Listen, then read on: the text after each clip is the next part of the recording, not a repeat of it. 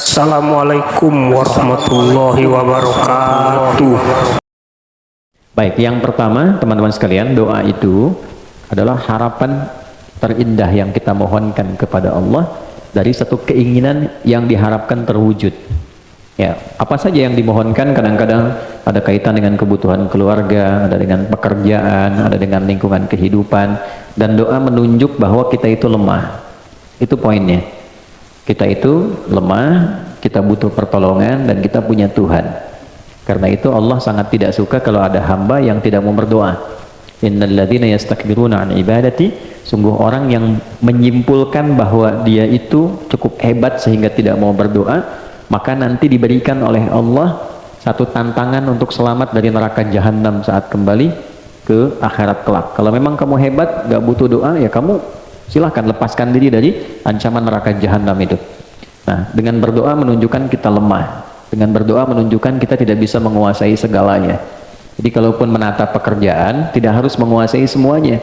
Karena tidak mungkin kita bisa melakukan segala hal harus kita kuasai. Apa yang kita bisa optimalkan, jadikan itu sebagai titik fokusnya, yang lainnya melengkapi satu dengan yang lainnya. Kemudian dalam berdoa itu nanti ada beberapa etika, adab yang kalau kita kerjakan dengan adab itu mempercepat terkabulnya doa. Sama kayak anak minta ke orang tua, dengan adab kan lebih cepat diberikan dibandingkan dengan sekedar meminta tanpa adab. Yang ada malah orang tua bisa merespon dengan respon yang tidak diharapkan.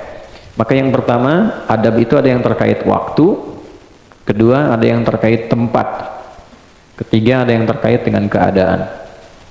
Misal terkait dengan waktu, doa yang dipanjatkan di pertengahan malam itu berbeda waktunya dengan yang dipanjatkan dalam keadaan siang. Nah, kehusyuannya pun akan lain.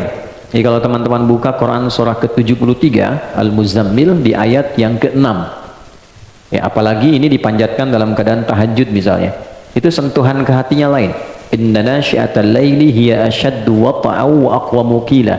Sungguh bangun malam itu supaya kita bisa bermunajat, itu keheningan malam bisa mengantarkan kehusyuan pada permohonan kita sehingga menyentuh kepada jiwa. Karena gangguannya nggak banyak. Makanya tahajud itu kenapa utama walaupun sholat sunnah? Karena memang malam ini kita bisa melepaskan dari kepenatan dunia, menghilangkan dari berbagai macam perhatian yang memungkinkan kita tidak khusyuk dalam ibadah. Kalau siang kan yang lihat banyak, ya kan? Ya, kalau ke masjid lagi sendirian khusyuk, begitu banyak orang makin meningkat, gitu kan? Nah, kalau malam siapa yang mau perhatikan?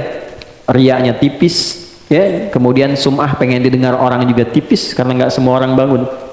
Nah, makanya kalau ada masalah yang urgent ya, teman-teman yang ibu ataupun teman-teman yang ikhwan, biasakan bangun malam. Minta sama Allah. Ya, waktu yang paling enak itu kalau sekarang subuh misalnya jam 4:44 lah ya, kurang lebih gitu ya, 4:44. Misal Anda bisa bangun dari setengah 4, jam 4 gitu. Nah, 4 ke setengah 5 itu namanya waktu sahar. Waktu sahar itu waktu paling bagus-bagusnya untuk istighfar dan berdoa. Ya, di situ ada petunjuknya di Quran surah ke-51 ayat ke-18. Wabil asharihum yastaghfirun. Ada kebiasaan satu keluarga itu, orang-orang yang menghidupkan waktu akhir malam menjelang subuh dengan istighfar, mengoreksi diri. Bisa dilakukan dengan keluarga kompak. Ya, misalnya habis tahajud, walaupun tidak harus panjang-panjang, tidak harus banyak rakaatnya. Misal cukup 2 rakaat, setelah itu witirnya 1 rakaat misalnya. Jangan paksakan yang tinggi-tinggi dulu sampai Al-Baqarah rakaat pertama misalnya kan. Baik, atau seterusnya. Cukup misalnya pertama Al-Falaq, rakaat kedua An-Nas, nanti witirnya Al-Ikhlas. Ya, itu untuk memulai. Nanti kalau sudah rasanya makin enak, tingkat lagi 4 rakaat, suratnya tambah. Nah, poinnya adalah kadang-kadang suka lupa habis tahajud selesai begitu saja. Tidak. Sunnah yang kedua istighfar.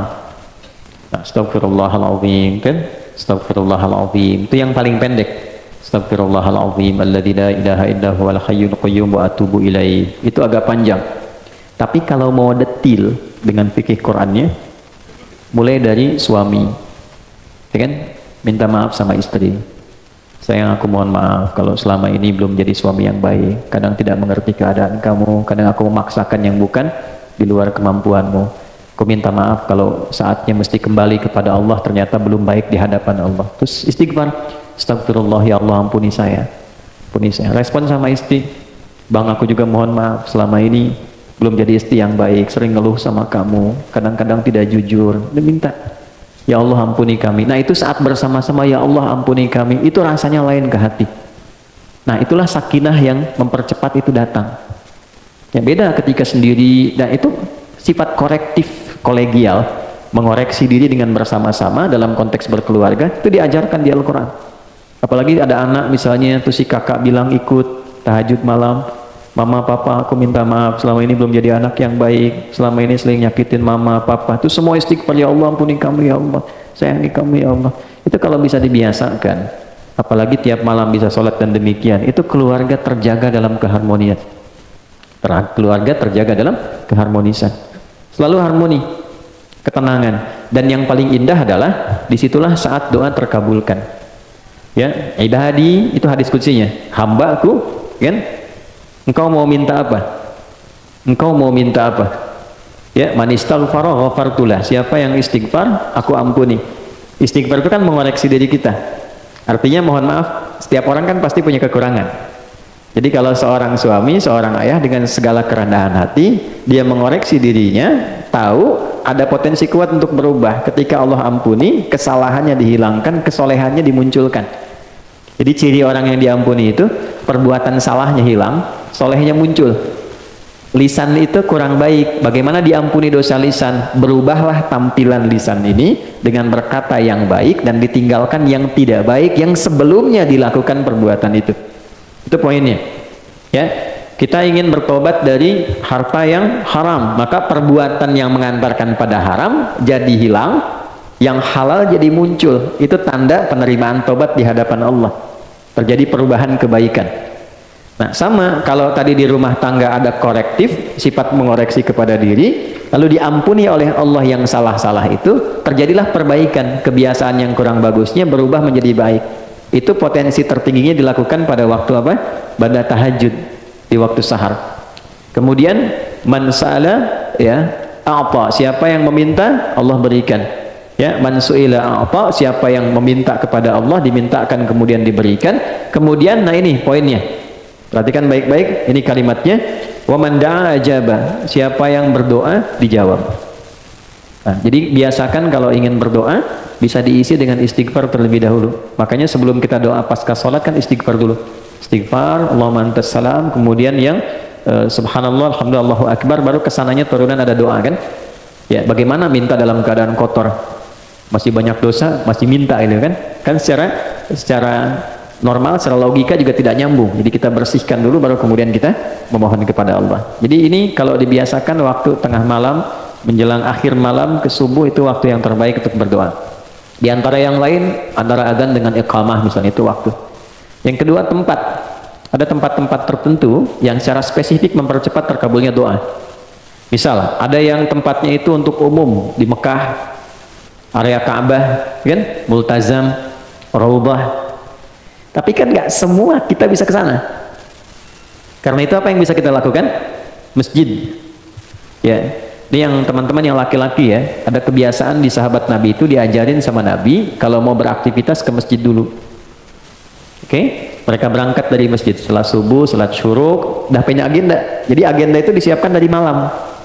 Besok mau ngerjakan apa, dirapikan. Nah, subuh berangkat ke masjid, membawa agenda itu yang sudah kita pahami. Nanti dalam sholat kita minta sama Allah. Dalam sujud kita belajar di pertemuan lalu, dihadirkan ya. Dalam hati kita minta dimudahkan, minta dibantu, minta dibimbing, minta ditolong. Baik, nanti pulang menariknya diajarkannya ke masjid dulu sebelum ke rumah. Coba teman-teman bisa praktekkan ya, kalau nanti dari kantor sebelum nyampe rumah singgah di masjid dulu, ambil wudhu, sholat 2 rakaat, pulang. Itu auranya akan beda dibandingkan langsung dari kantor ke rumah. Nggak percaya silakan. Di masjid itu auranya ada aura ketenangan, kenyamanan, kedamaian. Jadi pulang nyampe rumah itu yang didapatkan oleh keluarga aura kedamaian. Dan itu yang dibutuhkan. Dibandingkan dengan macet di jalan, di kantor banyak persoalan, ketika ke rumah melihat anak yang sudah nunggu seakan jadi beban. Jadi masalah. ya kan, pusingnya dibawa ke rumah kan. Beda dengan Anda sholat 2 rakaat, setelah itu berdoa, ya Allah aku sudah berikhtiar seperti apa yang telah Engkau perintahkan, sekarang aku bertawakal hasilnya dari apa yang telah Engkau janjikan. Pulang ke rumah ketemu anak semuanya senang, dia menunggu, ada yang bikin gambar, ada yang macam-macam. Dan ingat ya, Anda sehebat apapun di kantor, yang dibutuhkan oleh anak dan istri di rumah adalah sosok ayah dan suami, bukan seorang direktur, bukan seorang manajer atau seorang ahli apapun. Saya jadi ustadz, jadi kiai sampai hari ini, alim misalnya disebut oleh orang syekh di luar, sampai ke rumah nggak pernah anak saya menyebut dengan nama itu. Assalamualaikum kiai, nggak ada. Ini bikin ayahnya kok. Ya, ini bikin ayahnya. Assalamualaikum ustadz, nggak ada. Tunggu sampai malam pun, buya, main kuda yuk. Ya, masih main petak umpet, main kuda-kudaan, dan mereka menggambar, kadang bikin karya berjam-jam cuman pengen dilihatkan pada ayahnya. Lantas siapa Anda yang kemudian direktur di perusahaan, nyampe ke rumah pengen jadi direktur juga? Terus anak ya dengan segala ekspresinya ingin dipersembahkan, lantas tiba-tiba mendapatkan kemarahan yang bukan pada haknya. Nah ini ada bagian tertentu yang bisa kita dapatkan dari aura masjid. Kalau pengen tarik ke rumah, bikin mihrab. Ya, masa rumah luas, kamar banyak, gak ada satupun dihususkan untuk ibadah. Ya, mihrab itu tempat khusus yang fokusnya untuk ibadah saja. Dibaca Qurannya di situ, ngajinya di situ, sholatnya di situ. Tapi dunia keluar, oke? Termasuk bikin status, ciplik lagi di mihrab, jangan ganggu ya. Nah, ini keluar dulu tuh. Ya, jangan dipakai, makan, minum, keluar. Mihrab itu tempat yang disebut spesifik dalam Quran. Dia punya 2 keistimewaan: mempercepat terkabulnya doa, mendatangkan rizki dari sisi yang tidak diduga. Ya, itu ada di Quran surah ketiga Ali Imran ayat 37. Ya, fataqabbalaha rabbuha biqabulin hasanin wa ambataha nabatan hasana wa kaffalaha Zakaria. Poinnya, kullama dakhala 'alaiha Zakaria al-mihrab wajada 'indaha rizqa qala ya Maryamu anna laki hadha qalat huwa min 'indillah. Poinnya, innallaha yarzuqu man yasha' bighairi hisab. Jadi kalau punya mihrab, makanya kenapa imam mimpinnya di mihrab? Kan tempat imam ngimamin di masjid mihrab kan? Karena memang di tempat itulah cepat terkabulnya doa, imam mewakili pemohon doa dari makmum. Untuk itu ada kualifikasi imam yang tidak sama dengan makmum. Imam di kantor tidak sama dengan imam di masjid. Jadi jangan paksakan jadi imam di kantor, pengen setara di masjid. Fikihnya beda, ruang dan waktunya tidak sama. Kualifikasinya tidak serupa. Pelajari boleh, kalau sudah paham boleh dilakukan. Saya pernah mimpin pesantren di Jakarta, di Lebak Bulus. Itu di situ lingkaran ada para pejabat di satu instansi. Karena jadi pejabat di kantor, pengen jadi pejabat di masjid. Jadi motivasi yang bagus, pengen jadi imam dan memaksa jadi imam. Bilang bagus, kapan lagi ada pejabat mau jadi imam di masjid? Ya, tapi ternyata bacaan bermasalah. Maka ketika diingatkan oleh santri, jawabannya juga bagus, mengesankan. Justru kami jadi imam untuk dibenarkan bacaannya. Saya datang kan, Pak, bagus sekali Pak, luar biasa. Kapan lagi ada pejabat mau jadi imam di masjid? Masya Allah. Tapi begini, supaya bacaannya benar dan bagus, dan kehormatan Bapak pun jadi istimewa saat jadi imam, saya tawarkan begini. Nanti sebelum Bapak ngimami, saya tugaskan santri untuk mendengar bacaan Bapak. Kalau baik ditetapkan, kalau kurang dikoreksi. Tapi tidak menurunkan status Bapak jadi imam. Bapak tetap imam zuhur dan asar. Kan? Kan tidak dikoreksi. Ya kan? Yang penting bagi pejabat kan nggak turun jabatan. Ya kan? Bapak tetap imam tapi zuhur dan asar. Tapi kalau ingin subuh, maghrib dan isya, Bapak dengarkan dulu sampai koreksi. Nah, dalam rangka koreksi itu saya pimpin dengan yang lain. Oh, sepakat Ustaz. Yang penting kan nggak turun jabatan, ya kan? Nah, setelah berlangsung dipimpin, terasa bagus, nyaman, akhirnya kita tawari, Pak silakan. Oh enggak, udah ini aja, bagus kok, ya kan? Nah, jadi kadang-kadang ada pola komunikasi hikmah itu tidak harus selalu marah. Orang belum tahu diberitahu, bukan dimarahi. Ya, maka di rumah bikin, walaupun tidak harus satu ruangan, sehamparan sejadah, kita bisa sholat, kita bisa minta. Nah, itu mempercepat terkabulnya doa. Jadi tempat sudah, kemudian waktu juga sudah, ya kan? Nah, yang ketiga adalah kondisi. Kondisi itu biasanya berkumpulnya orang-orang saleh. saat pengajian, ya hadisnya ada di riwayat Ibnu Majah. Ya, man salaka tariqan yaltamisu fihi ilman sahalallahu lahu tariqan ilal jannah wa innal malaikata la tad'u ajnihataha ridan li talibil ilmi. Paham? Tidak. Siapapun yang menginvestasikan, meluangkan waktu, tenaganya, kesibukannya, dan dia arahkan satu bagian waktunya untuk belajar agama. Walaupun dia cuma ngaji satu ayat, satu hadis, itu Allah perintahkan pada malaikat, catat semua investasi, waktu, tenaga, keringatnya untuk dilipat gandakan pahala demi meringankan langkahnya menuju surga. Oke? Jadi ini nggak mudah. Wa innal malaikata, dan berikan satu tambahan saat dia mulai berangkat tapi niatnya memang spesifik untuk belajar. Maka ada malaikat yang Allah perintahkan untuk membentangkan sayapnya, memberikan ridha kepada orang ini sampai dia pulang kembali. Nah, di antara makna ridhonya malaikat itu, di antara maknanya mengaminkan doa yang dimohonkan. Itu teman-teman, saya yakin sekali banyak yang punya harapan pengen ini dan itu, dari sejak berangkat tuh isi dengan doa. Oke? Di jalan, belum datang isi dengan doa. Selesai kita berdoa, pulang. Nah, di antara doa itu ada yang sifatnya umum, ada yang mungkin sifatnya spesifik. Hadirkan tuh. Ya, karena malaikat mengaminkan. Karena itu malaikat sifatnya ghaib, nggak nampak. Kalau nampak kan masalah. Ya Allah, mohon malaikat samping. Kenapa John? Bapak siapa? Malaikat maut. Ini nggak jadi kita doang balik. Ya, nah ini sifat-sifat seperti ini. Alhamdulillah 3 ini tergabungkan. Tempatnya baik, tempat orang menghafal Quran, rumah Quran, dalam keadaan yang baik, dan insya Allah dengan orang-orang yang baik. Saya sebetulnya banyak merangkan, hampir 20 menit, hanya ingin mengembalikan ke awal.